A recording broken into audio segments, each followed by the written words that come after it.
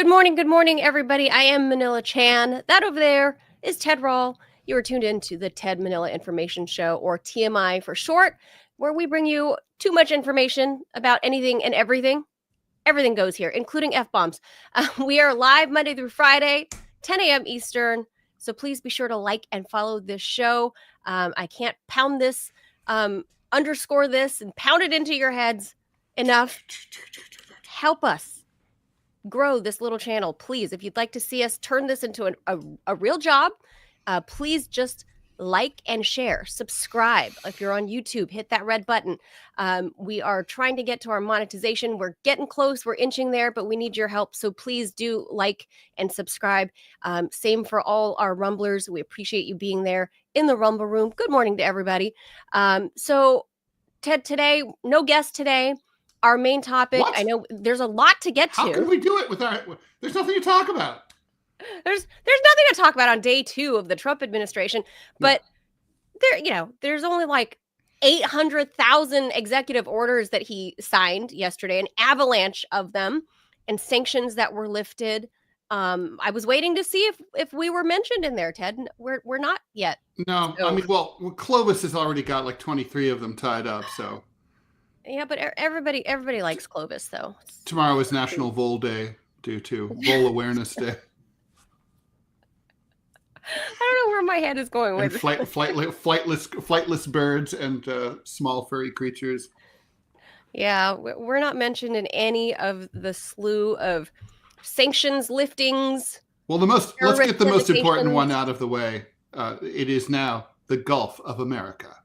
That is true. Florida designated it. They said it first. I don't know if you heard. No, I didn't know that. Yeah.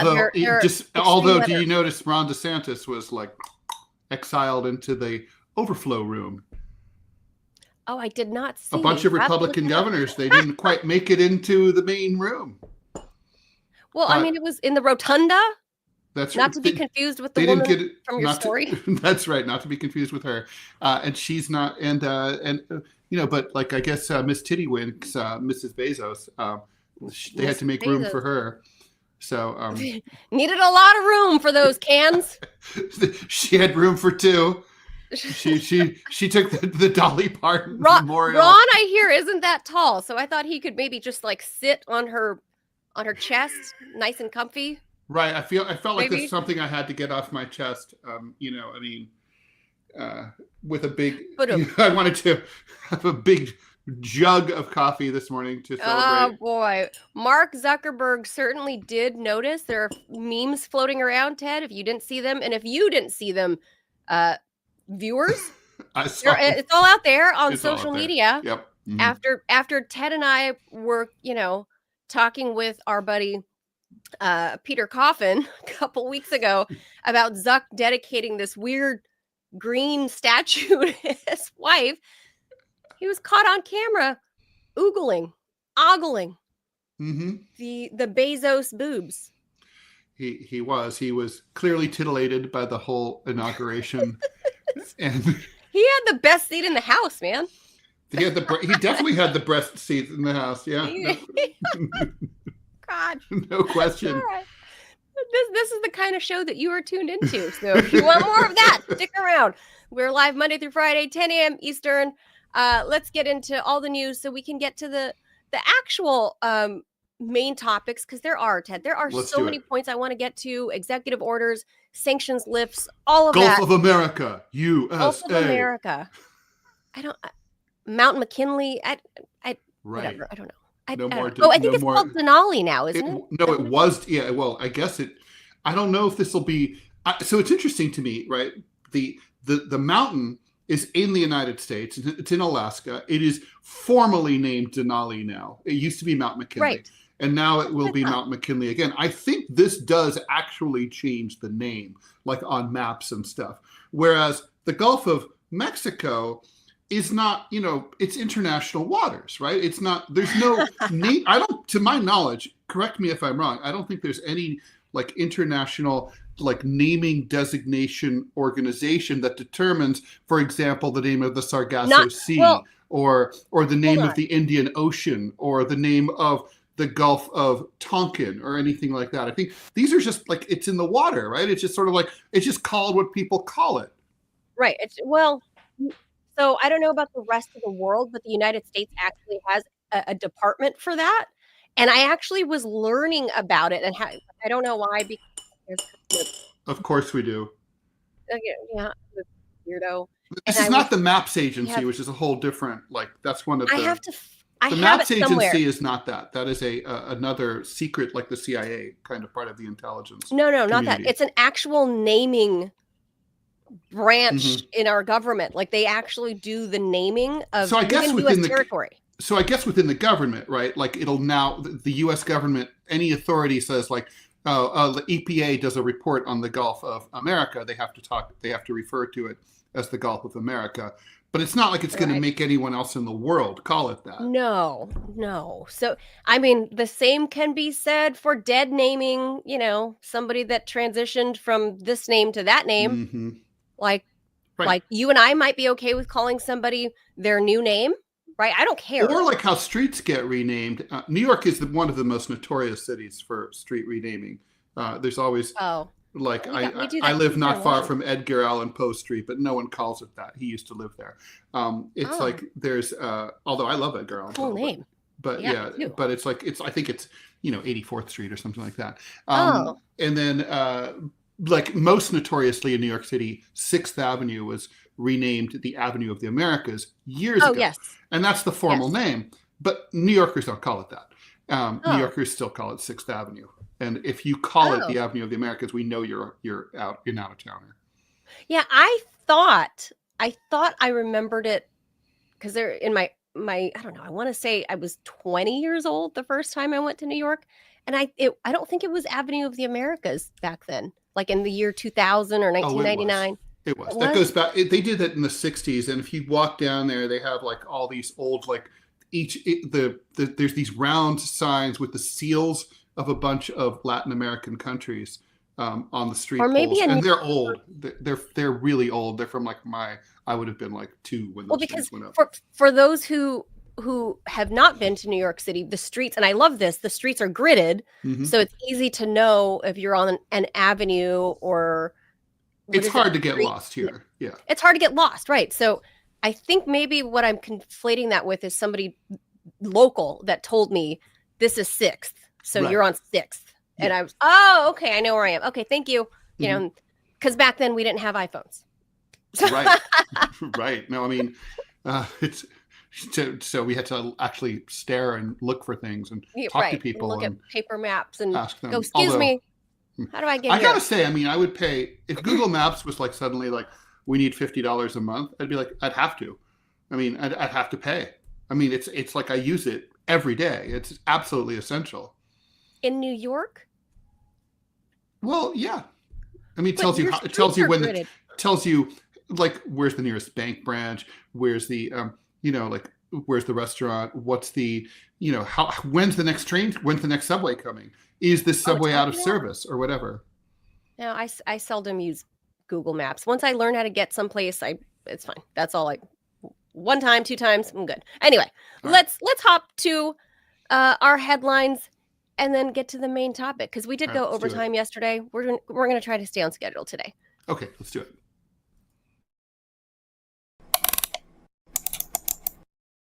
And first up in the news, Russian President Vladimir Putin held a video call with President Xi Jinping of China, in which he proposed further developing their strategic partnership. This, of course, happening just after Trump's inauguration. And just to be clear here, if you're just joining us, we are going to get into all the Trump news at the bottom of the hour, so just after the headlines, but we want to keep all that in a discrete location, like Dick Cheney's secret undisclosed location, except it's just disclosed. All right, anyway, China and Russia declared a no-limits partnership in February of 2022 when Putin visited Beijing days before the invasion of Ukraine. And in recent months, Putin has also described China as an ally. Speaking from his Ogarevo residence outside of Moscow, Putin waved at Xi and addressed the chairman as his dear friend, saying he wanted to outline new plans for the development of the Russian-Chinese Comprehensive Partnership and Strategic Cooperation. The two presidents share a broad worldview, which casts the West as decadent and in decline as China is challenging American supremacy in everything from quantum computing and synthetic biology to espionage and hard military power. We jointly advocate building a more just, multipolar world order, and we're working in the interests of ensuring indivisible security in the Eurasian space and in the world as a whole, Putin said. Putin said China was Russia's main trading partner, and the trade had risen to $245 billion as of last year, according to statistics from China. Russia is China's fifth biggest trading partner.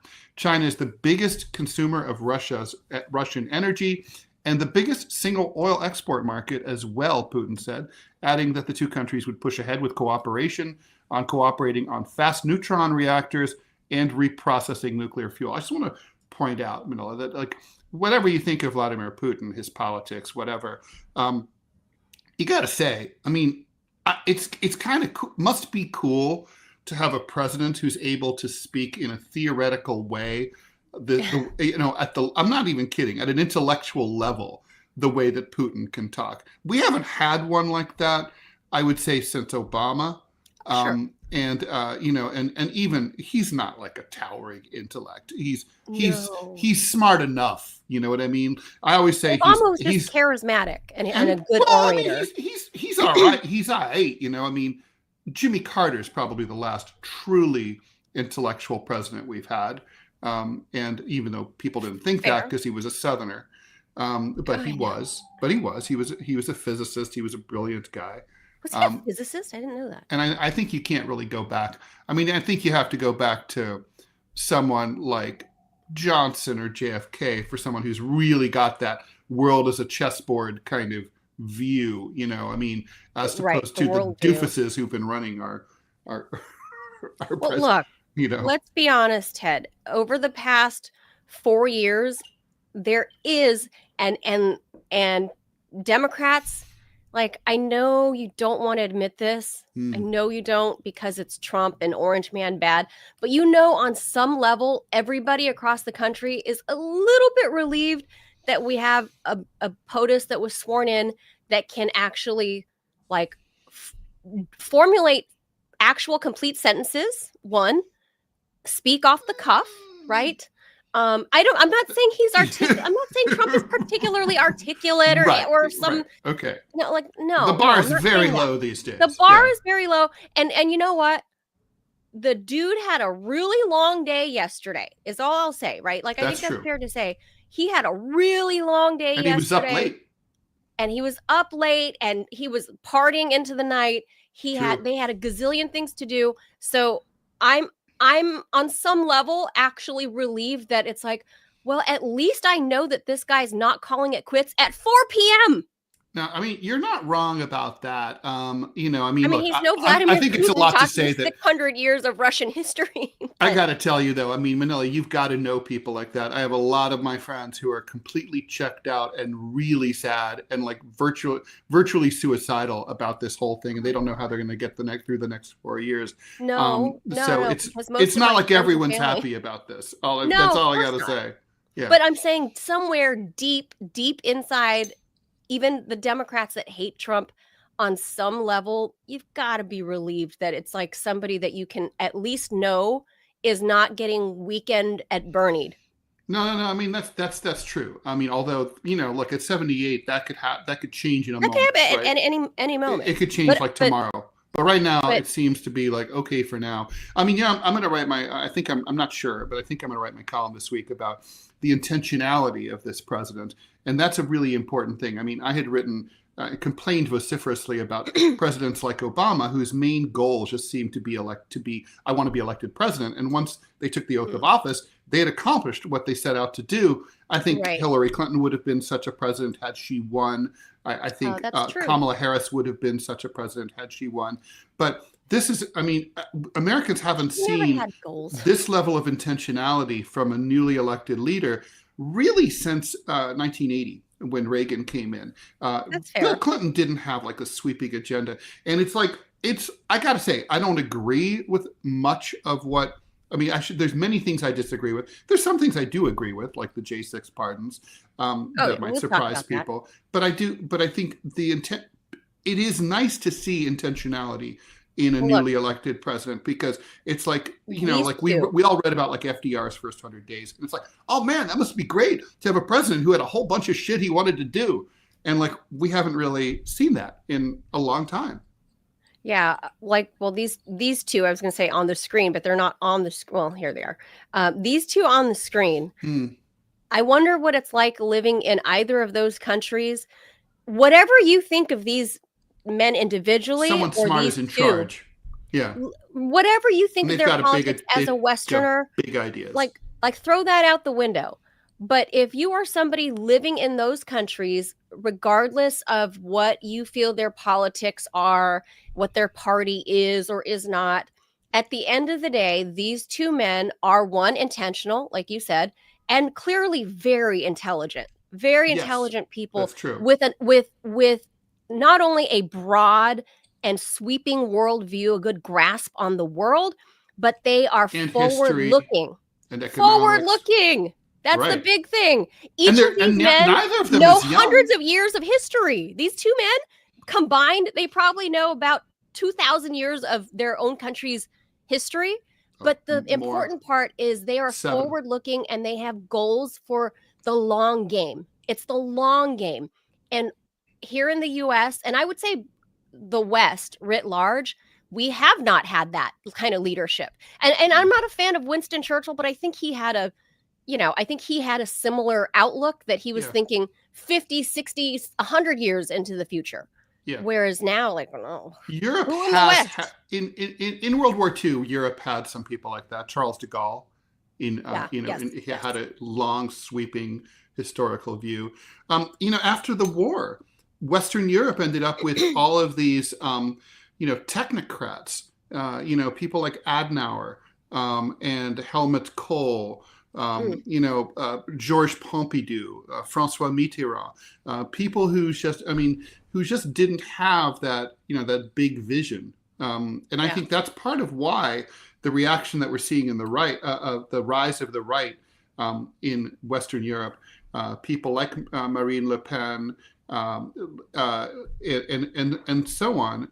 These are people like Fico, those people. They're people with a sweeping view. They're bringing back the big picture, and in a way, they're not just sort of they're not administrators. Just, right. The view of someone like a Hillary Clinton or a Kamala Harris was like, this thing we tinker it along, we keep the car running, but we don't. Totally. We're not trying to like build a new car or make the car go much faster or reinvent make it work. The wheel. Yeah, we're not. We're just sort of like keeping it going, and I think people don't like that. They really just don't like it.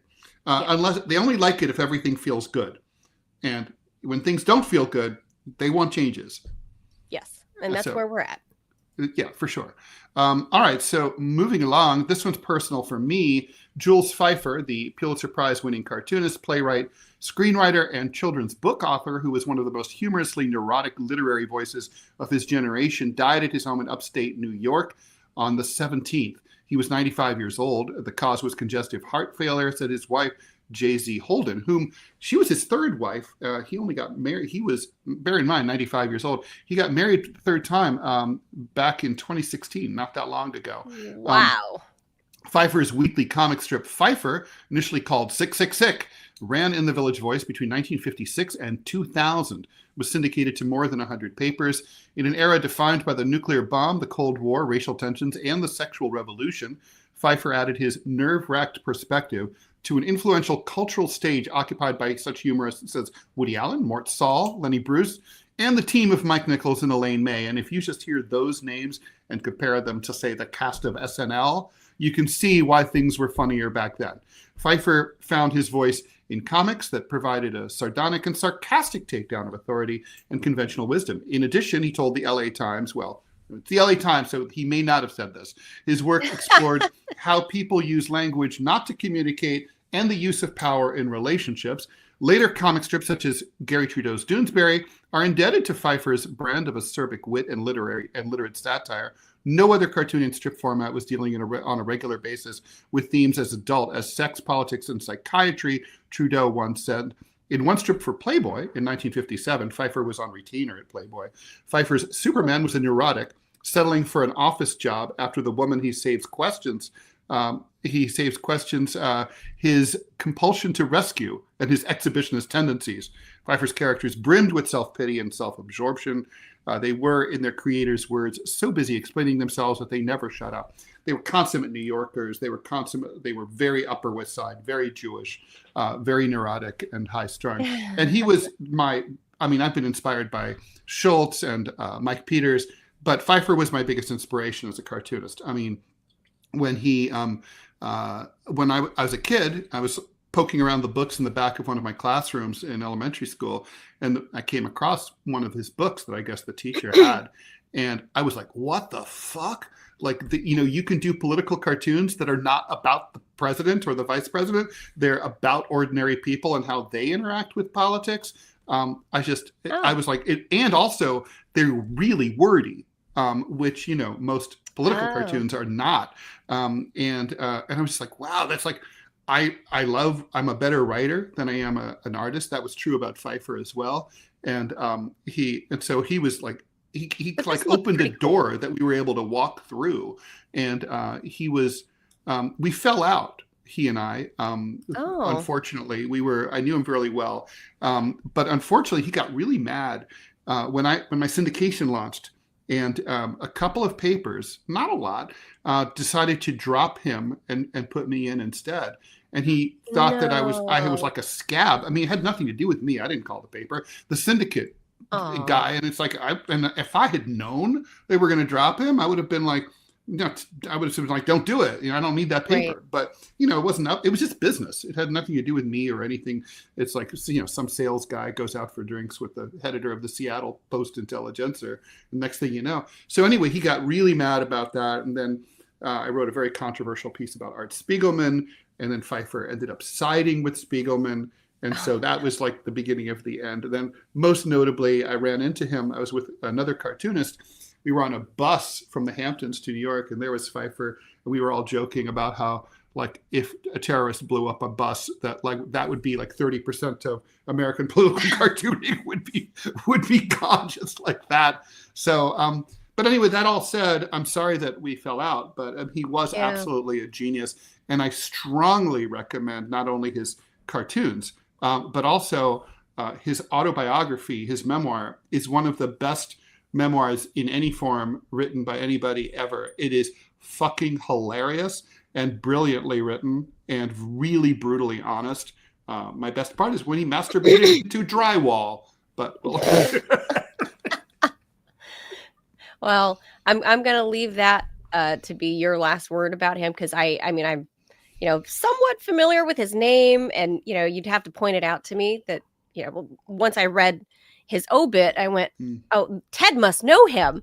Well, and by sure the way, enough, it's funny because a colleague and friend of mine, Tim Campbell, another political cartoonist, he had remarked, when that these things come in threes, like bad news, like typically like celebrity obits and stuff. And so we had Ann Telnis, who left the Washington Post. And then but that's not an obit, though. But it's kind of like bad news in the world of cartooning. And then Darren Bell, got arrested for child pornography. AI child porn. Some of it was, and some of it was the old kind. And Tim had remarked like, oh, these things always come in threes. I wonder what it'll be. Hope not. And I think this is it. This is definitely it. 95 years. It sounds like it was a life well lived. He was also a brilliant playwright. He wrote film. A lot of work. He wrote for film. He wrote for TV. I love the arts, which is why I was notified of his death. So because whether or not I love the arts, it's because it's something I can't do. So it's it's those things that you admire because you don't have that talent. So I love watching this. Like also he had a very interesting. He had a unique drawing approach. What he did is he would that's not just the style. What I mean is what he would do is he would draw up all the panels. Like, let's say he wanted to do an 8-panel cartoon. He might draw like 20, and then he'd cut them up into pieces, and then he'd paste them and move them around and paste them down, and he would reorder them. It was very reminiscent. There's a English punk group called Wire. very famous. They're still around. And they used to do that. They would write a song and then they'd cut the lyrics and then move them around and then compose the music for the randomly recreated lyrics. And it was kind of like Pfeiffer's method. So it led to like really interesting, his compositions were really kind of unique that way. Very cool. Yeah. I mean, it's sad. Like you always tell us that that field that you're in you guys are a dying breed. So we're dead. There goes. I mean, like, let's put it this way. It's so bad now, you know, for years we've been warning that we were dying.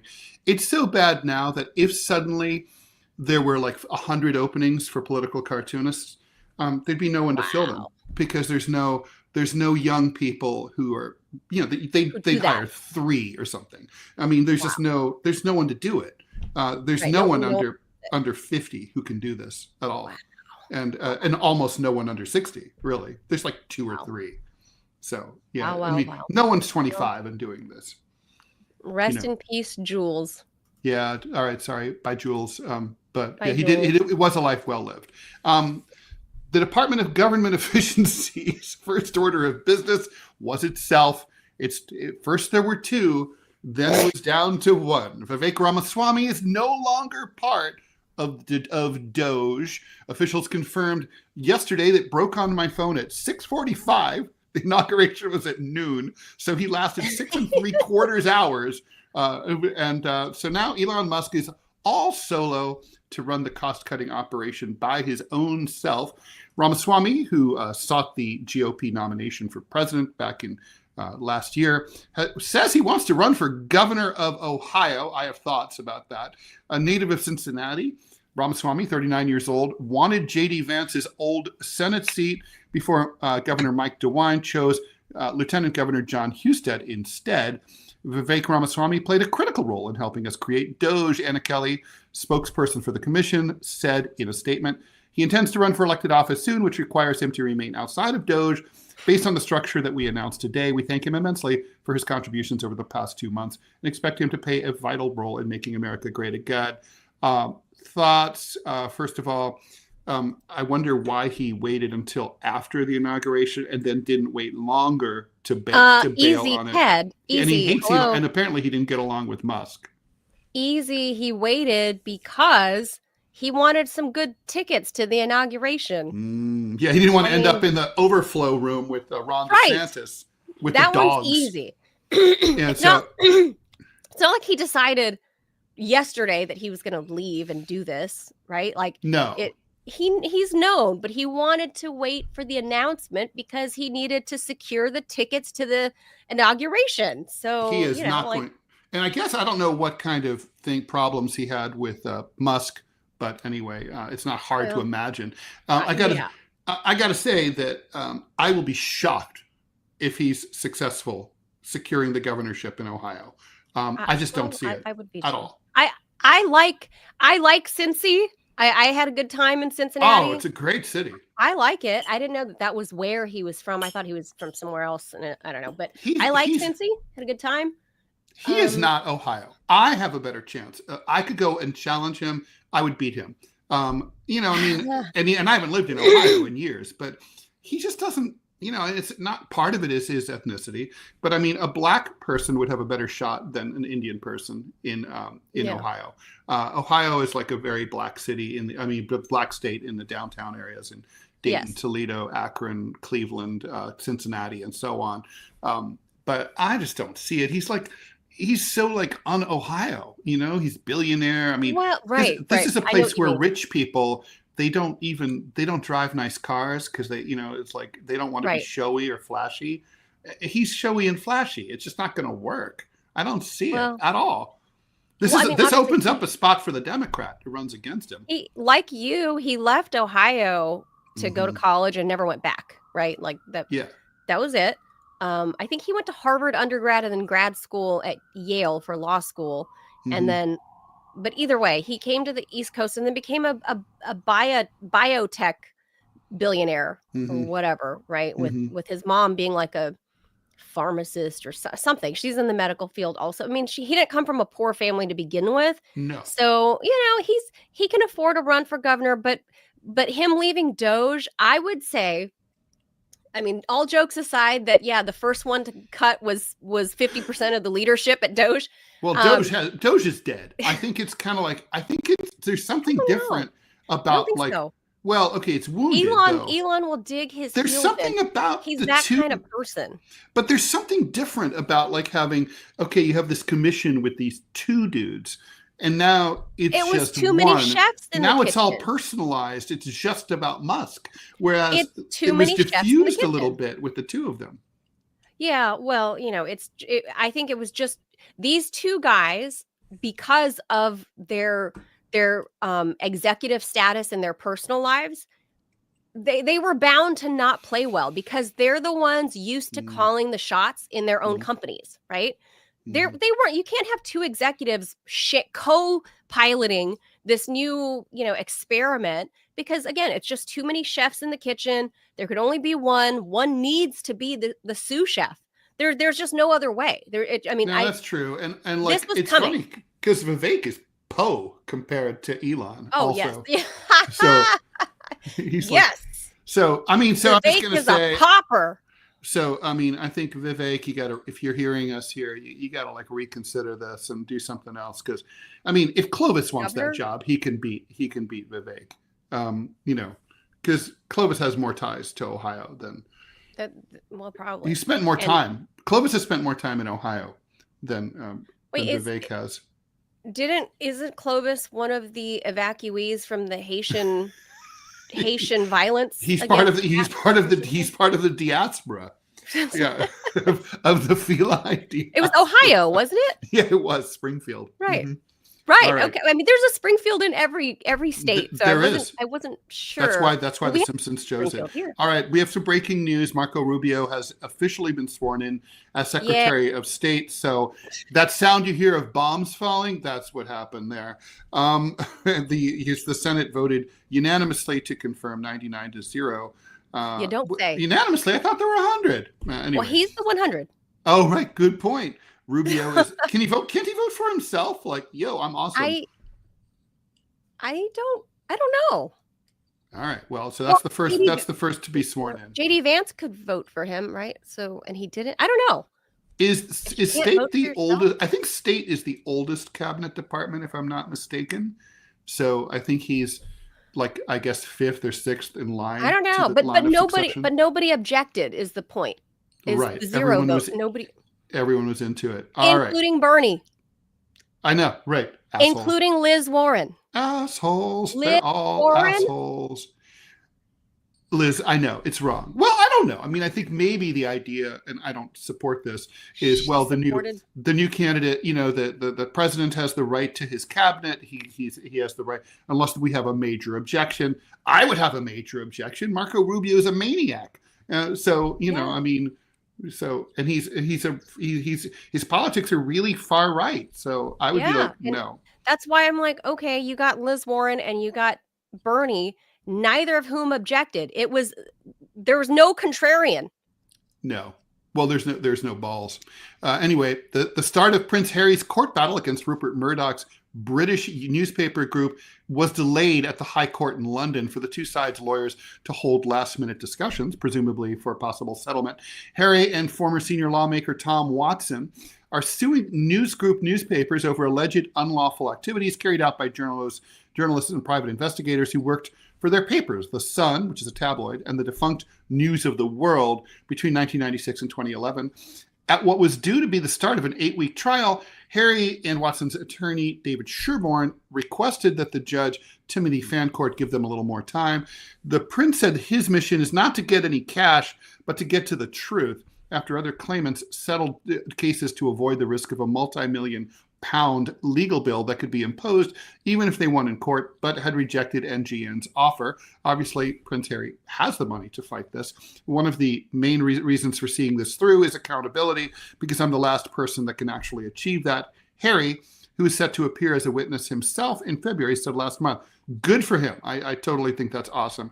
Prince Harry claims that journalists and private investigators working for those tabloids unlawfully intercepted voicemail messages, among other methods of obtaining private information, just I got to say, what made me giggle about that was that a lot of the so-called hacking was they called apparently these reporters called up the phones, and they had codes like 12345, and their passwords were like the word password and stuff like that. So it really was it was hacking, it was, but they did like hack in the dumbest way. It was really dumb. It's like remember when Leon Panetta left his phone somewhere, and that's one of the sources for Hillary Clinton's emails, is that he left his phone like a derp at a bar or something. Right. And it was like 1, 2, 3, 4. Yeah. Leon Panetta, who used to be a CIA director. Hello. Spy master. Mm.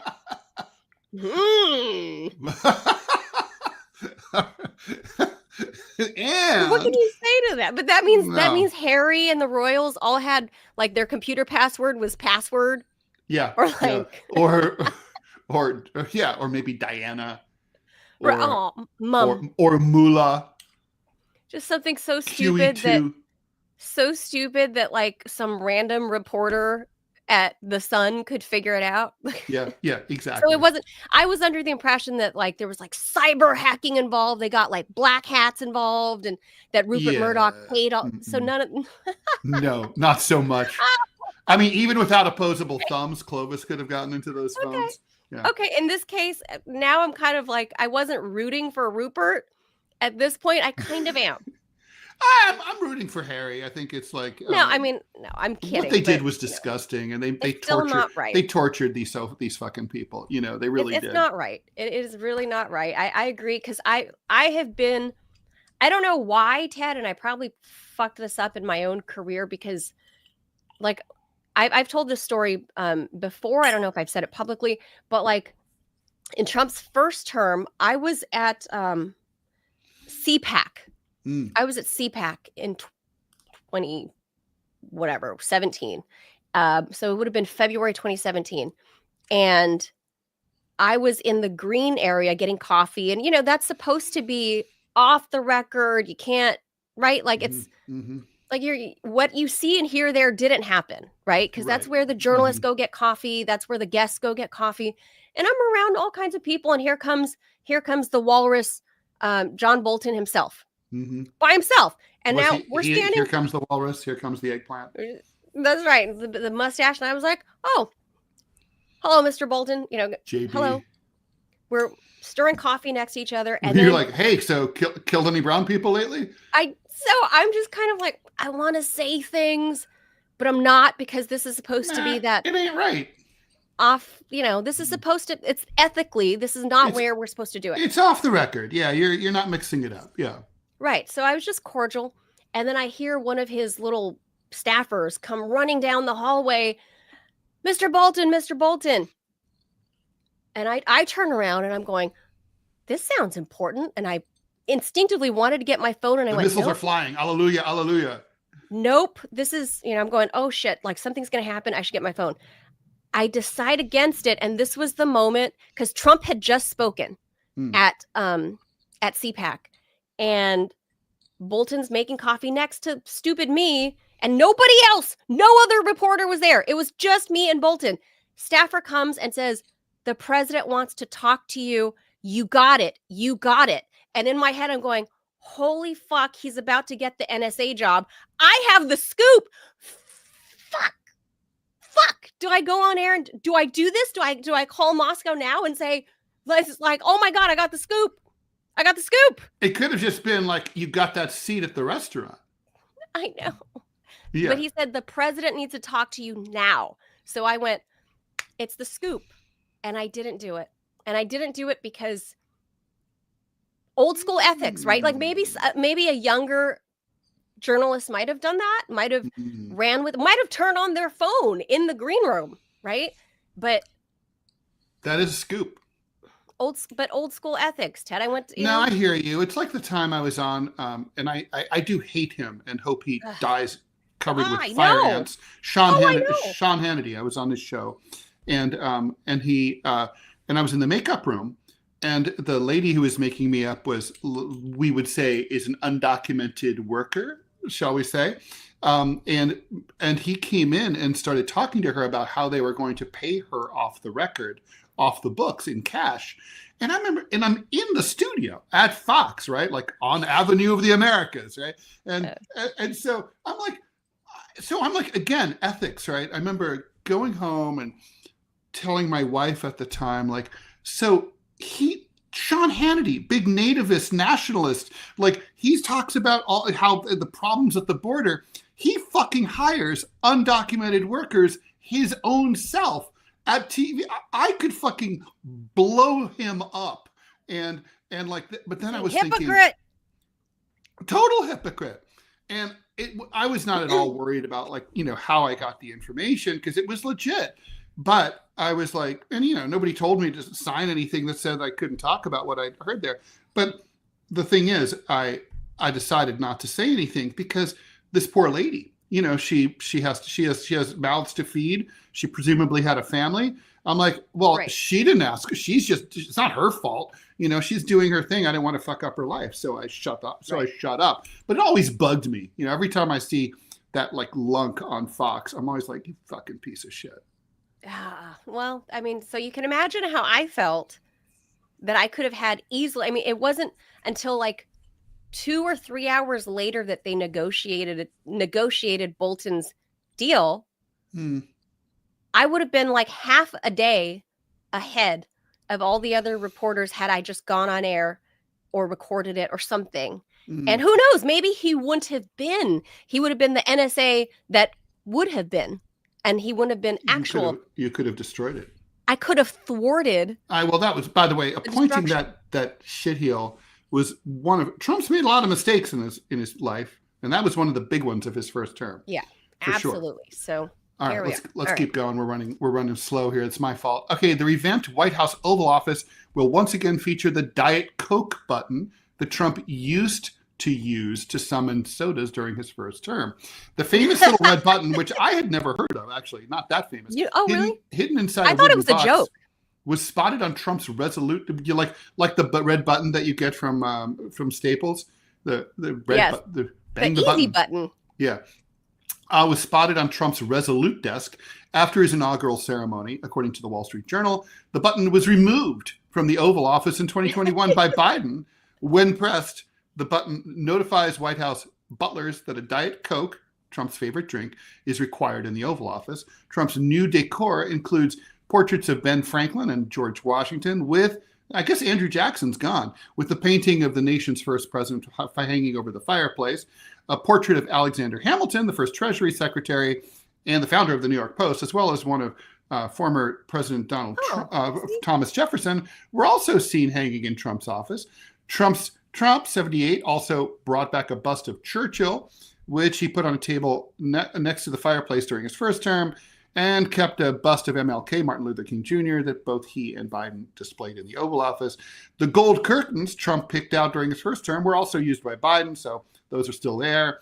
And finally, we probably all noticed this, our artist Frederick Remington's The Bronco Buster sculpture is also back in the room, sitting underneath that portrait. Oh, Jackson's still there, sitting under the portrait of Andy Jackson.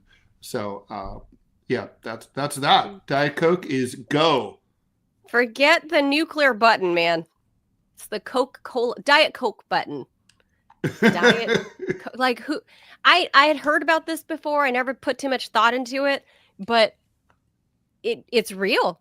We're looking at it and it's back. And I wonder if that little box is it like a remote button? Like you can carry it around the White House with you? Like I need a Coke. Is it Bluetooth or is it like a wired button? I don't, like an old-fashioned wire. He was able to move it, I think. I mean, you can't make holes in the Resolute desk, so.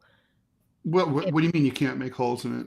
Like it's impervious to drilling? No, meaning it's like taboo. Like you cannot. Really? I always assumed, even when I drew it, I always assumed that the phone wires went in through a hole. No. Look at the screen there. The phone. So you're saying the phone wires like dangle off the side? Yeah, it's coming off the side. That's how Trump's gonna die. He's gonna trip over those cords. So I guess I think the Diet Coke button is mobile. I think it's like a remote control. Like it goes with him in this little wooden box. And I can't imagine. really, I mean, I guess I might have a coffee button, but I can't imagine having like a drink aside from coffee. I can't imagine having any Diet one Coke item button. I wanted to have over and over again. I'm just gonna say, I feel like we're in 2025. They could just give him like one of those like life alert bracelets that he can just press the button for a Coke. Help me, I've You know? fallen and I can't get up. Right, but forget, like, I need a Diet Coke and I need to get up. Like, I remember give me a during the Diet Coke. whole Monica Lewinsky scandal, and it came out in the Star report that Bill like would get hungry at like 2 a.m. and couldn't get anything. And I remember thinking, you're the president of the United States, the leader of the free world, the commander in chief of the largest military in the world. You can't have a fucking chef sitting on his ass in the kitchen 24 hours a day, right? Yeah, 24/7 in case you get hungry. No. The from my understanding, and maybe this has changed, or maybe it's president to president. It was my understanding, at least in the Obama years, that the White House chef officially goes home after like dinner is served, minus barring special events, of course. Mm-hmm. But when they're just taking care of the family and the staff, it's they pretty much, after dinner is served, that's their schedule, and they're done and they go home. So more or less around 10 o'clock, they go home, they're done for the day. Like that's it. And then apparently the entire kitchen is just dark the rest of the night. And it's not a house kitchen, right? It's like this professional giant restaurant size. Yeah, it's massive. Yeah, it's like the kitchen in The Shining, right? Like that. It's massive, and it's just with vacant. The giant pots that like you could put a person in. You could put a whole baby in there, right? Like 2 of them if you want. And like, if that was John Bolton, that was what he liked to eat when he was. That's what he liked to do. He's got 2 or 3 babies at once, That's totally a thing, like Hansel and Gretel. But apparently, I think this is like normal, that the White House, part of their staffing is run like a business, right? And the staff. I think it's weird. I mean, look, maybe you don't have to have like the chef drop shadow Gothic lettering chef, but maybe get a short order chef. Hey, get one of Hannity's undocumented workers to come in there. Have Gordon Ramsay in there at midnight, right? Like, but you could seriously get a guy from a diner or a lady that wants a side or gig, a trans person come in there and do some, it's just like, the president would like a hamburger. That's not really asking for a lot, really. Well, I had heard that in the 90s, that's the midnight runs were not always to Monica Lewinsky, that it was to McDonald's sometimes, is what I heard. Yeah, there's video of that, right? Like Bill was at Mickey D's. He snuck out in his orange jogging shorts. I think that one was a famous one. Yeah, I think that was to get away from Hillary. Oh God, he's running. By the way, did you notice they didn't hold hands when they walked in? Ted, come on. Wait, are you saying that you don't think they're like madly in love with each other? I don't even know what to say about. You're like, all right. So that's that.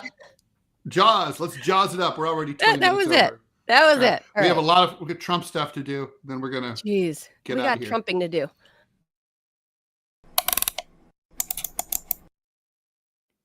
All right, Jaws, while getting rid of the banner at the same time. I know that's not an easy move. Good job. That's tough. All right, so I'll intro our topic and then we'll get into it. So after a strange inauguration speech that we covered here in real time, but that wasn't really an inauguration speech, President Donald Trump charged out of the gate on his first date with a blizzard of executive orders and actions designed to remake the government as quickly as possible in his own image. Within hours, he pardoned or commuted the sentences of the January 6th defendants and inmates, declared an emergency at the Mexican border that allows him to send in the military, shut down the main immigration app, declared drug cartels to be terrorist organizations, fired over 1,000 Biden appointees, threw a lifeline to TikTok, redeclared Cuba a partner of terrorists, withdrew from the Paris Climate Accord and the World Health Organization, and attempted to end birthright citizenship. Let me start with the first two. First of all, the birthright citizenship is ridiculous because That's in the Constitution from 1787. That's not going anywhere. All this is going to do is tie people up in court as they sue successfully, and the government's going to have to unsuccessfully defend these lawsuits and pay and waste taxpayer money. That's really irresponsible. And the World Health Organization thing is breathtakingly stupid, because these are the people who like figure out, hey, there's something going on in Wuhan and people are getting sick over there. Maybe we got to like look at that. And if you don't subscribe to the WHO like newsletter, your country doesn't get that info. You're like literally like you're off the grid, newsletter. And then suddenly your people are croaking in LA and you don't know why. I mean, those are the two really dumb moves. The two. Okay, so I'm no constitutional expert. Obviously, I did ask Grok about this birthright citizenship thing, and I do know a thing or two based on the case with Wong Kim Ark from the 1800s, that just before the turn of the century to the 1900s, American-born Chinese person, San Francisco. It's a California case, so we're all kind of taught about that in California, right? But here's what Grok has to say about birthright citizenship. And of course, Grok is, if you don't know, is like the Chat GPT that Elon Musk has on X, on Twitter. And personally, I think, believe it or not, I think Grok is the most fair of all the AIs that I've experimented with. Okay. And Grok says the United States Constitution addresses birthright citizenship primarily through the 14th Amendment, correct, which was ratified in 1868. It states Section 1 includes the citizenship clause, which says, quote, all persons born or naturalized in the United States and subject to the jurisdiction thereof are citizens of the United States, of the state wherein they reside.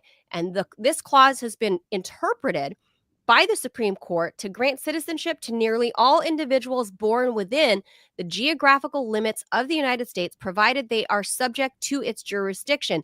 The key phrase is, quote, subject to the jurisdiction thereof has been central to the legal interpretations. And they cite the case I was talking about, the Wong Kim Ark Supreme Court case there, United States versus Wong Kim Ark, established that children born in the U.S. to parents who are not U.S. citizens, but are legally in the country, like those with permanent residency, are indeed U.S. citizens by birth. This interpretation largely settled the matter concerning birthright citizenship for those born on U.S. soil, with some exceptions.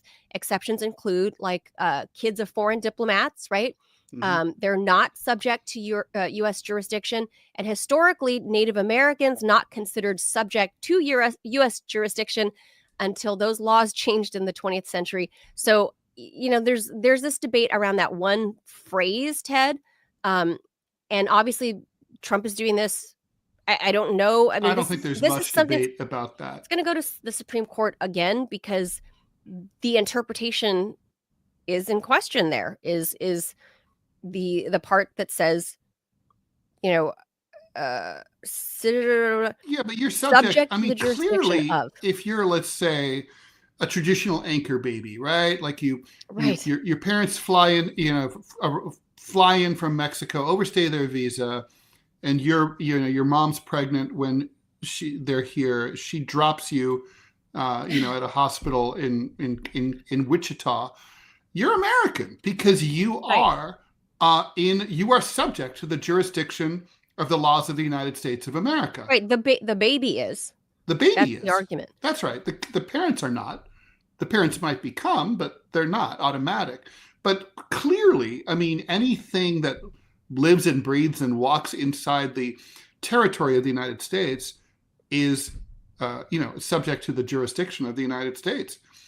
I mean, I would argue that that's even true. Let's say there was a female Guantanamo inmate who delivered a baby at Guantanamo Torture Center. Oh, God. I think that baby would be an American citizen. Right, because it's like a little colony of Cuba that we took. Yeah. Or if let's say you delivered a baby on the grounds of a U.S. embassy somewhere, I think you'd also be subject to U.S. that. jurisdiction. So to me, this I can see both sides where the argument says, at this point, like, it's not going to be me. I'm not the right legal mind, like the justices on SCOTUS to figure this out. But I get the argument of saying, well, your parents are here legally, thus you're born. So like Vivek Ramaswamy or me, the child of legal immigrants, right? No one's going to debate or me that I'm American or your or mom, me. right? Your mom being a French woman, like I'm going to go further. So, I think, and people are not going to like this, but I think, first of all, I'm just going to say lack of birthright citizenship, countries that don't have it have a lot of problems. And you end up with second, third generation people like France who are not part of the system. They're alienated. They have to work off the books, live in the shadows. If they see something, they don't say something. If they see a ISIS terrorist, they don't call the police because they're afraid of being deported or arrested or whatever. So the and these are people who can't go back home because they're not even from anywhere. They're from there.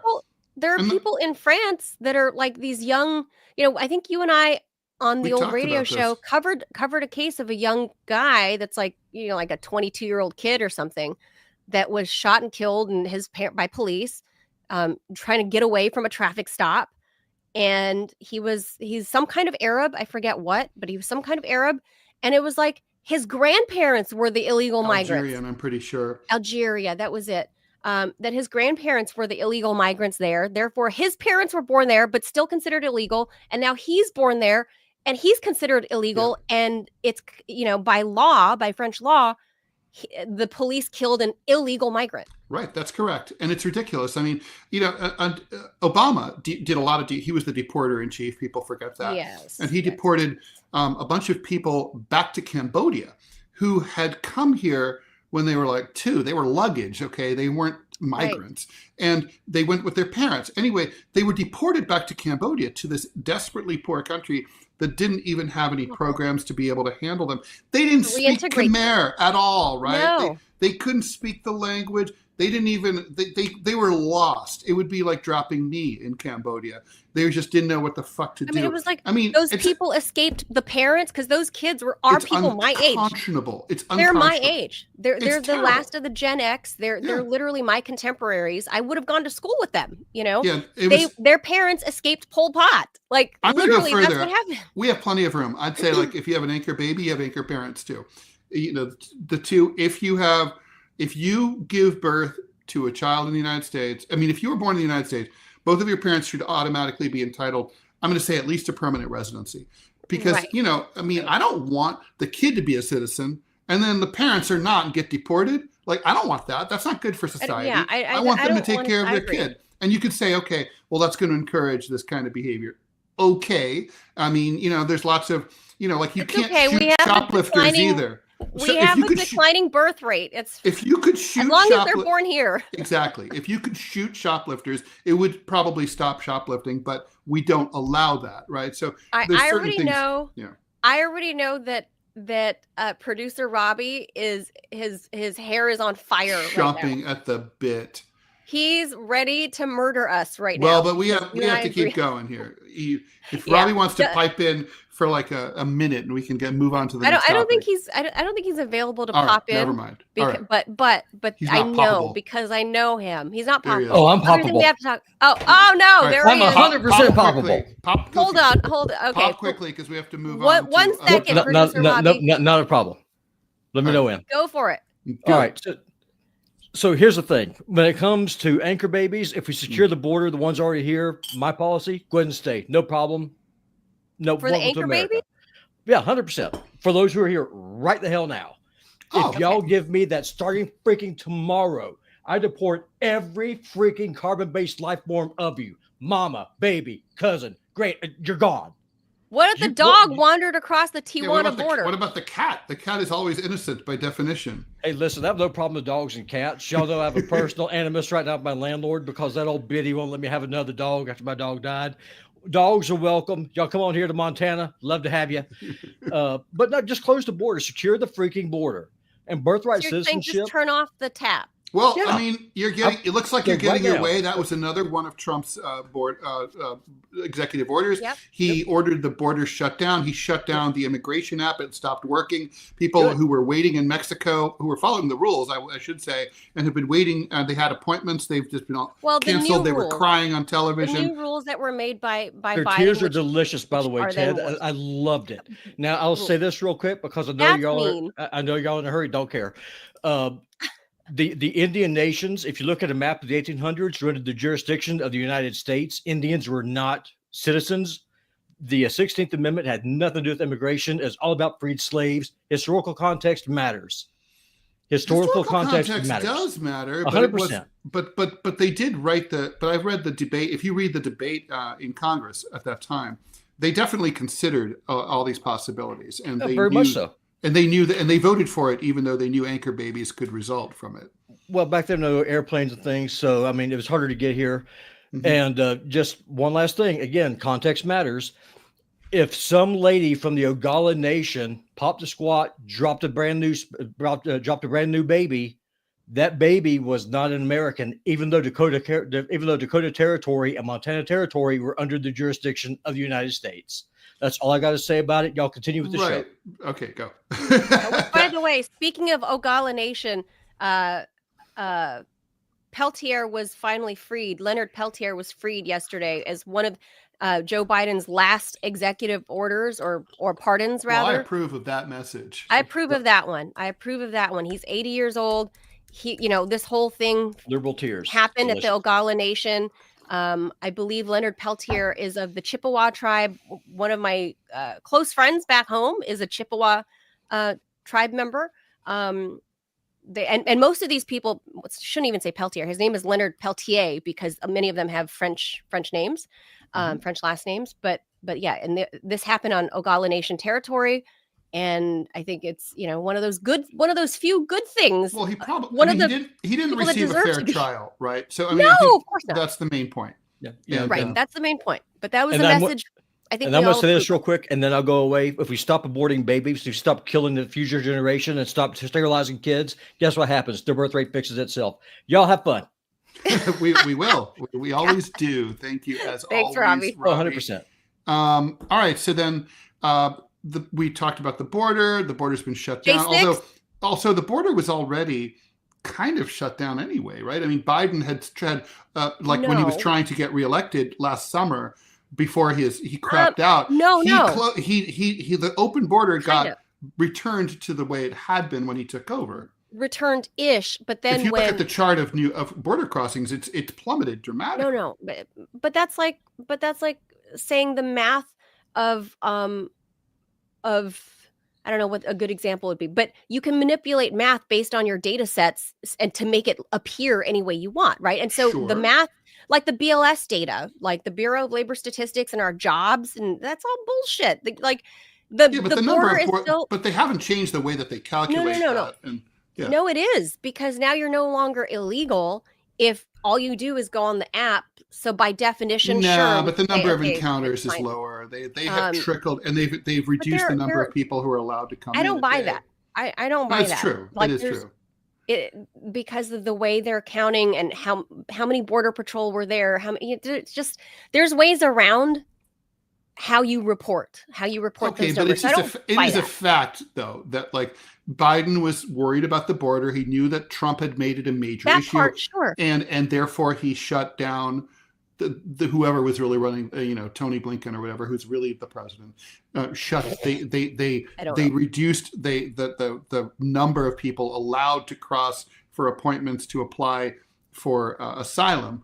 They kind of dramatically had some wait in Mexico, and it was like a mishmash of shit that didn't work.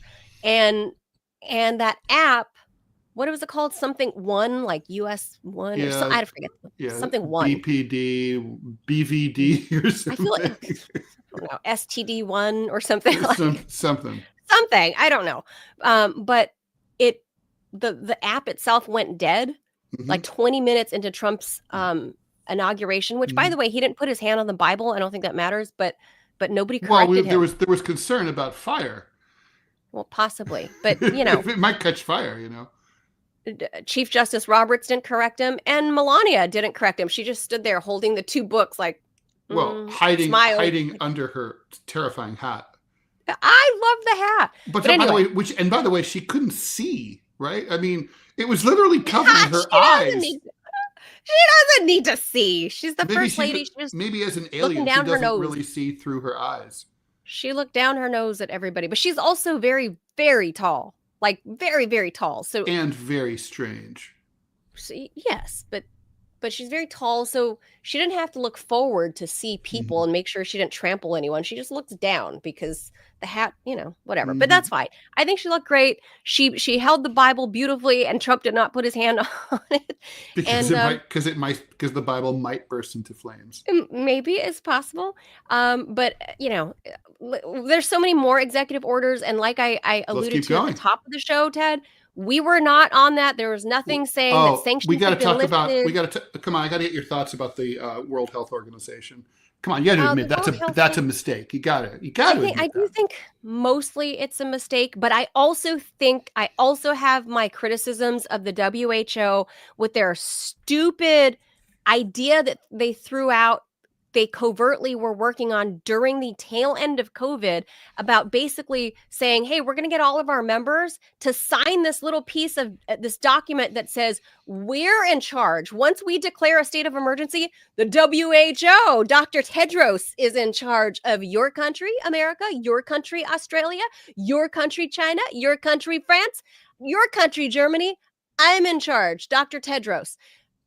It was like this whole declaration that they wanted people to sign. So I kind of get why he'd be like, name has the word, the syllable Ted in them.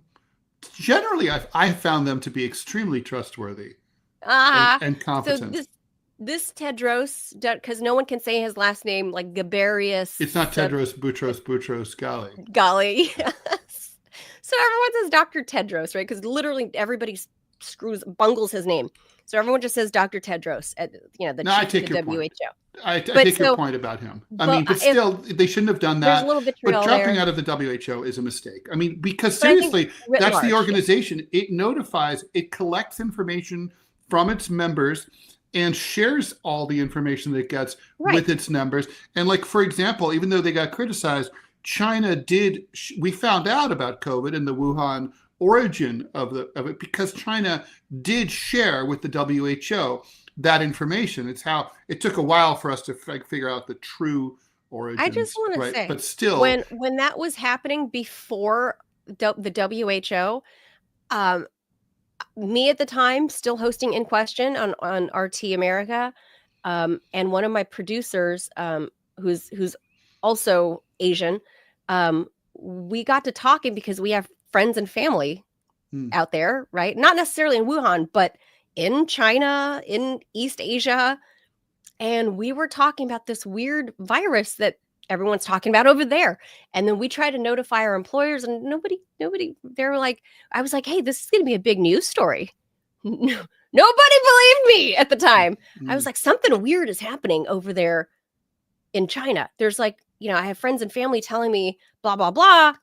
Anyway, so I was ahead. Me and my producer were way ahead of the WHO because they were hesitant to spread the word, Ted. So there's a lot of complaints about the WHO, and I'm not comparing it to how soon me and my producer knew. I'm just saying, writ large, because of the amount of money that the US and China donate to the WHO, there was hesitation on the WHO's part in disseminating the word more quickly. So I get why, Trump would, I would say, use this as a finagle tactic. If you read The Art of the Deal, this is kind of like a car deal, right? Like the dealership says, sticker price plus $5,000. And you're like, no, dude, 15,000 below sticker price. And somewhere you meet in the middle. I get it. Dr. Tedros was trying to be like, hey, I'm going to be in charge of your country's pandemic solution, the next pandemic, as the WEF and Klaus Schwab talks about pandemic preparation for 2030. So I get it. I'm kind of a little bit in favor to use this as a strong arm tactic. Maybe not in the long run, because it's not an exclusive club, Ted. As long as you pay your dues, you can get in. This is fine. It's not like trying to get into Harvard or but like something. right You just gotta pay your now, dues and get in. right It's now fine. we're not getting it, you know? No, it's fine. It's fine. They're going to come asking Trump, like, how do we get you back? And that's what they're going to do. And, so for right now, as long as he uses it to leverage, I can get behind jumping out of the WHO. Paris Climate Accord, yeah, there are things that should be hammered out, like all the fakery in recycling scams. So I get that too, if it's used as a strong arm tactic.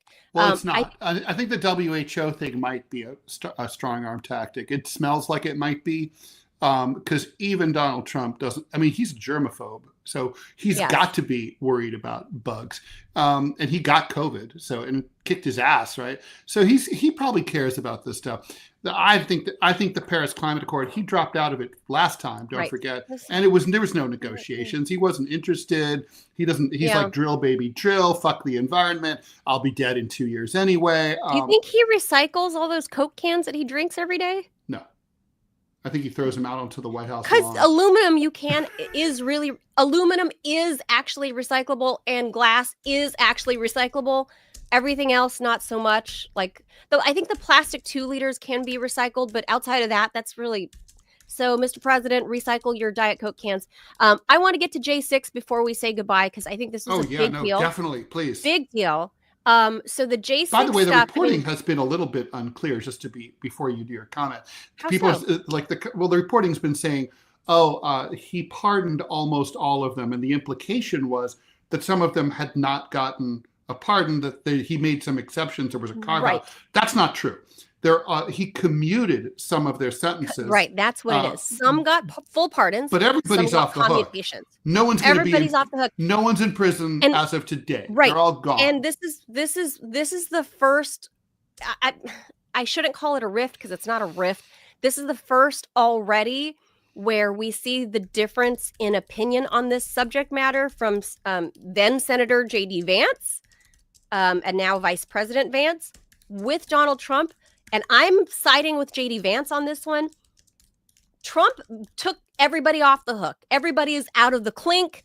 Everybody's court cases are, if it's in limbo, it's now out of limbo. Everybody, J6, whether you have been convicted or not, you're off the hook. Your record is clean, except for those that were, in the clink. You've been commuted, not full pardon, so your record isn't totally clean.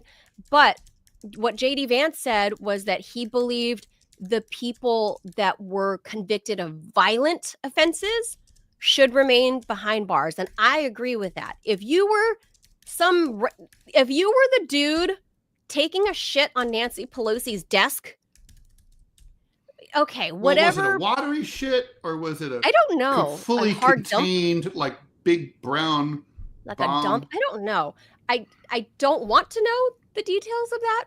But, I think that what kind of criminality is that? Is that a felony, Ted, to defecatory desecration on the Speaker of the House's desk? No, it doesn't matter. It's in a public space. Oh, well, that would be, well, for sure, it's like vandalism, right? I mean, it's... Okay, so whatever you're charged, if it's vandalism, then you serve your time or pay your penalty for vandalism, let's call it, because I don't know. Or the thousands of people that were literally walking around, like taking pictures, just meandering, those people were put in jail too, because it was like they got when you go to McDonald's, you get upsized, like for 39 cents more, would you like to go extra bucket large? Yes. So that's what, the U.S. attorneys did here. It was like, you might have been meandering around inside because they opened the Capitol Police opened the door for you, but you got extra upcharged because it was like, now you're blocking the Senate confirmation, and proceedings, or whatever the actual statutory language is. But you got upcharged, and now you're serving 6 years for meandering around the Capitol, inside the building, inside the rotunda. So for those people, I think that's fair that they're off the hook. But I'm with J.D. Vance. If you were a criminal offender, you were violent, you hit a cop, you you hit anybody, you should be behind bars based on the actions you took that day. But Trump went and released them all at like I think that was a little bit too much. There were, dozens of people who were definitely violent, but none more violent than the Capitol policeman that shot and killed Ashley Babbitt, who was smaller than me. That was the most violent thing that happened there. It was the only murder that happened on January 6th. There is the cop, the Capitol Hill cop who had a heart attack and the next day. Brian Sicknick. That was the next day. And it's not outside of the realm of reason to stipulate that perhaps he was stressed out by what had happened, and that's what killed him. Perhaps that's possible, but that's all conjecture, and like we don't know. I heard that I seem to recall that he was like on various medications anyway for like previous traumas. I think he might have been a veteran or something. I seem to remember something about his case that said he had certain pre-existing conditions. Yeah, but that's not a defense. That's not a defense at all. Like if I mug an old lady who's like 90 years old in the street, she has a heart attack, and dies, I'm going to jail for at least second-degree murder. But how do you? The thing is, it's like, oh well, she was a weakling. Well, the argument is, can you prove that the events the day before led? He had 2 strokes, and that's how he died. I think it would be. Look, it's like here's the thing. Do I think that's probably what happened? Yes. Do I think it's beyond a reasonable doubt? No. No. And based on our legal system, that's what we're working on. And by the way, this is an example of the wisdom of that standard, I think. I don't think it's certain enough. I wouldn't want to put someone in prison over something that's like, well, probably. Probably is not good enough. But also, if you're the guy that sprayed Officer Sicknick with bear spray, well, that's assault. That's assault. You should still be behind bars, and I don't think Trump should have let that guy out. Or the guy that tasered, I forget the Capitol policeman's name that had the long beard, and he went to testify in front of Liz Cheney, ABC special. He could be in a CZ Top cover band after this is that all guy. over, Yeah, so. he was very stylish with the full sleeve tattoos and you know who I'm talking about, right? Oh, yeah. That guy, he got tased. Tasered is the actual word, but he got tased, and whoever tasered him, that's also very serious. I think that's also very serious too. So I disagree with Trump's move to wipe the slate clean for all those people. Some of those people should be behind bars because they were violent. But if you're, you get a misdemeanor fine for pooping on Pelosi's desk. Democratically aligned media editorial pages at places like the Washington Post are going crazy this morning about these J6 pardons. And they're saying that it's a horrible betrayal. And I think they're failing to acknowledge the prosecutorial overreach that really targeted these people, and that was kind of ridiculous. I remember biking on the Hudson River on one beautiful day, and one of those giant, electronic billboards that changes every few seconds came on with wanted images of people who were wanted, for breaking into the Capitol on January 6th. If you've seen this person. Oh, you guys did that? Give me a fucking break. They didn't do that they don't do that here in New York when you have, they didn't do that for Luigi Mangione. It's absurd. And it's I think this was it's a reaction, and it's America. So most reactions tend to be overreactions. And that's kind of what happened here. I do think probably of the 1,500 and change of people who got off the hook here, probably there's 40 that needed to sort of be where they were. Or maybe, but it's also true that the bear spray guy, I don't know if he's been in the clink for 3 fucking years. Enough is enough. Let him go. That's a while. So, but there are people that were more violent, obviously taking swings, that But it's now been a number of years, you know. Well, if they've been behind bars that long, sure. And there's crazy things like the Enrique Tarrio. What was it, 22 years or 17 years? 22 years. And dude was clearly... He wasn't even there. He wasn't even there. And he's an FBI informant. He's a confidential informant. He is a CI. It was outed that the dude was a CI and had been, even though he was like the boss of the Proud Boys, he's been a confidential informant in his past. I don't know that he was at that moment, but once they say once you've been a CI, always a CI. Right. So I don't know. There's no evidence for me to have seen that he was at that day a confidential informant, but he has admitted to a history of being a confidential informant. So we know that like they threw him under the bus. He was too dumb to secure a deal. Oh, can you imagine? Can you imagine like the police and the government making a deal with you and then like not honoring that and deal reneging or watching or looking out for you? Whoever heard of such a thing? That our the U.S. government changing their government who's always there for you when you need them. Yeah. So people like him, like he wasn't even there, or Stuart Rhodes, the guy with the eye patch, that I forget, Oath Keepers, I think is what he is. Yeah, that's right. He didn't even have any guns on his person. All the guns were here in Virginia. They treated these guys, they treated them like they were like domestic terrorists. And in fact, that's what they talked to them about. And it's like, yes, look, let's be clear. It was an ugly day in American history, but they've exaggerated. They upsized it. They upsized it. Exactly. It's like, I always say that, like, don't lay it on so fucking thick. Just leave it. It's like with Trump where Trump is a turd. You don't need to lie about him. It's like, he's corrupt. He's like racist. He's like, just say the stuff that's true. The emoluments. He's a crotchety old man. Nail him on emoluments. He literally is grifting at like the taxpayer till. So stick to that. Don't make up shit about how he wants to be Hitler and all that. Like, don't do that. That's just not true. You have no evidence to support it. Cut the shit. It's too much. It's over the top what they do to Trump, and also what they do to, what they did to some of these people are not like, sure, we're talking about Enrique Tarrio and we're talking about Stuart Rhodes, who like they wear paramilitary shit. They're not sympathetic characters, is my point, right? These guys are not sympathetic characters. But I can tell you, I actually know some very standardy Republicans like your bestie, like Scott Stantis, that look like that are mild-mannered and fun and nice and smart people, that are your neighbors, that are your friends, the 60-year-old dude you'd bump into at the bar and you start, say, oh, sorry, and then you strike up a conversation. People like that, I know, were terrified because they were on the Capitol grounds when it happened. They may not have been involved in riots and stuff, but they were terrified.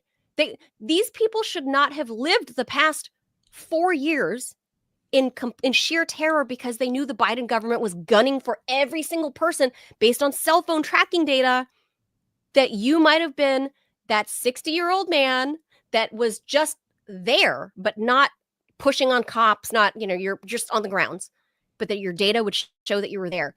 You should not have lived your life the last 4 years in complete terror that your life will be upended and the full weight of the U.S. government is going to come down, break the bank. You're 60 years old. And these are a number of people in their 50s and 60s that I know that you are going to get broken by the system, because that's I agree what with they you. do. Look, it's So all part unfair. of over-sentencing, and this is not really a satisfactory solution. It doesn't address the issue. So if the election had gone the other way, they'd still be behind bars. Nothing would have changed. Justice shouldn't be politicized.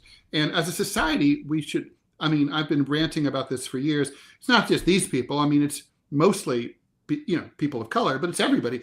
Everyone's over-sentenced and everyone's overcharged in this country. They lard on the charges.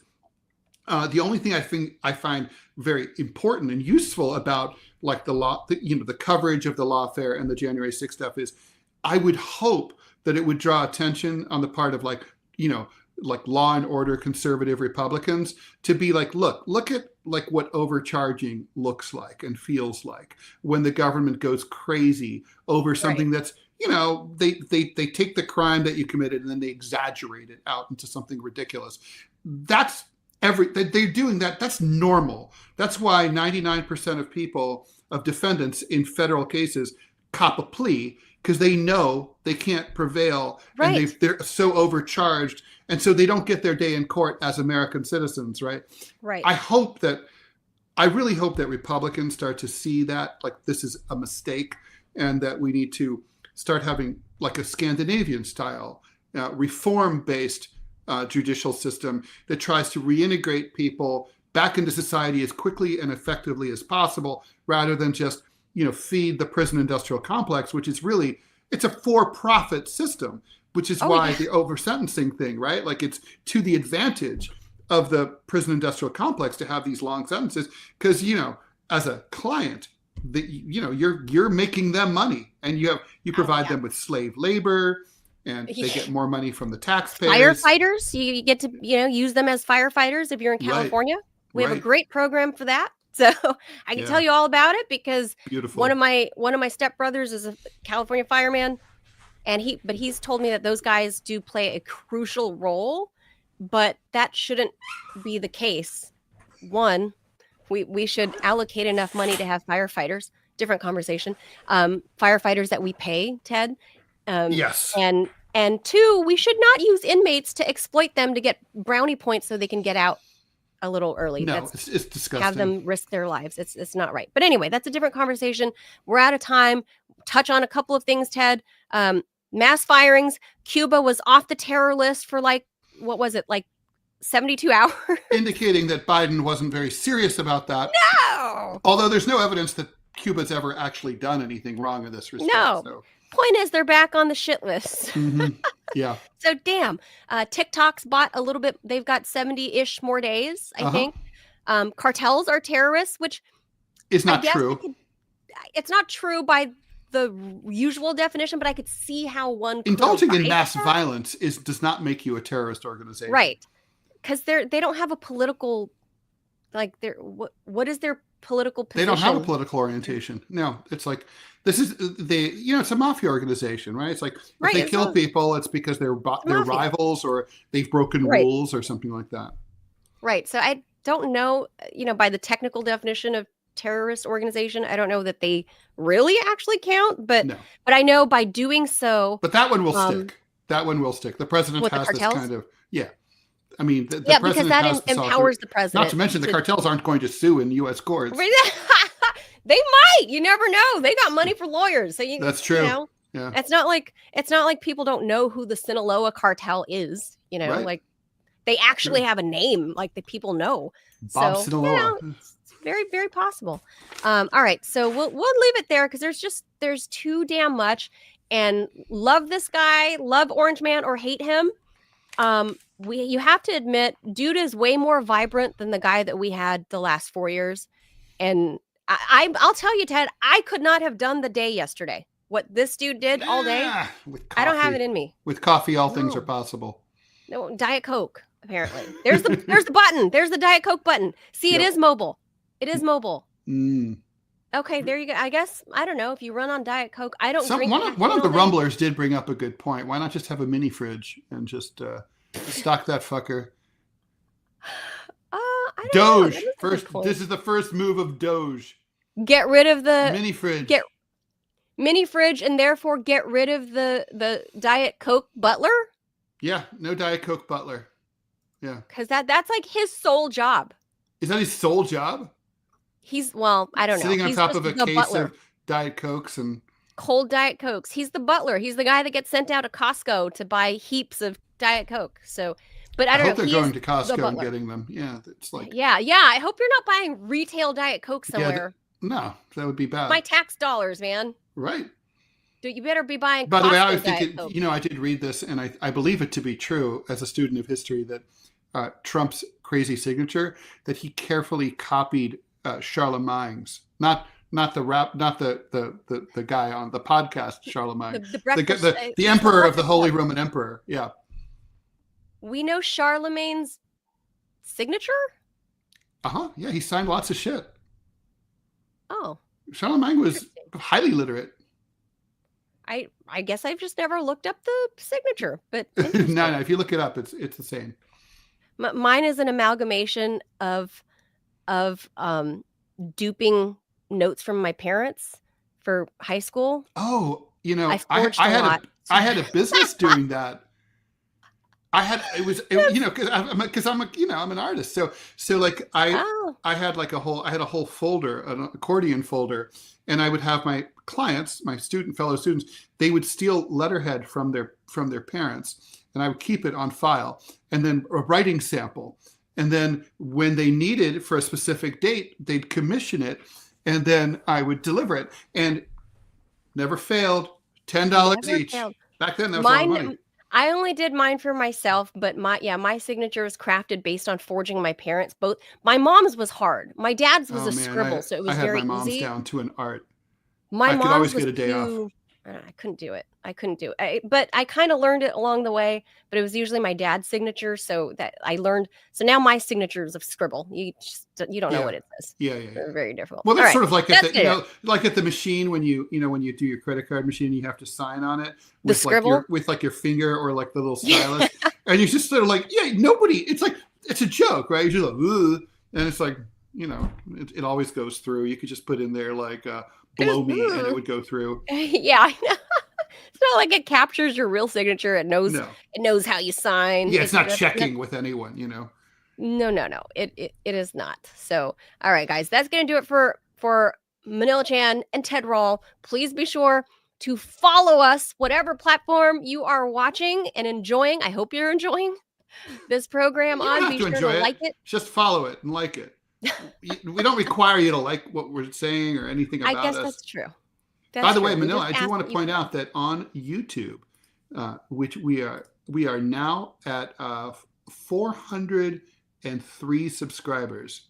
We've broken the 4 barrier. Right. And we need to get, there's like, in the old days, when I was allowed to have a YouTube, Ted, they, I thought it was like once you hit 500, and that was like everything. The floodgates open, you get ads and all that. So now they have tiers. It's too complicated. That is producer Robbie world for me. It's after the old school YouTube.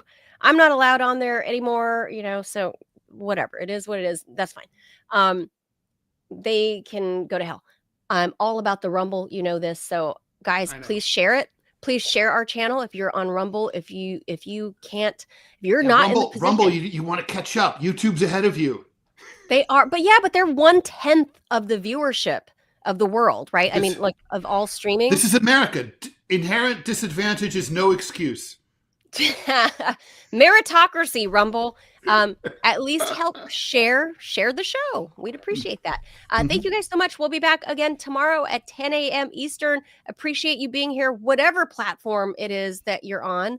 And I'm going to put our email up there, Ted. I'm going to prep for Friday. Oh, yeah. Send some questions. Please record that sucker if you can. Then we can play it on the air. If you can't, we'll just read it. But yeah, audio. Attach an audio recording. You can do it on your phone. Really super easy. Email questions to TMI Show question singular TMI Show question @yahoo.com. With that, hasta mañana, everybody. We'll see you tomorrow. Thank you for being here. Bye. Bye. Bye, Dad.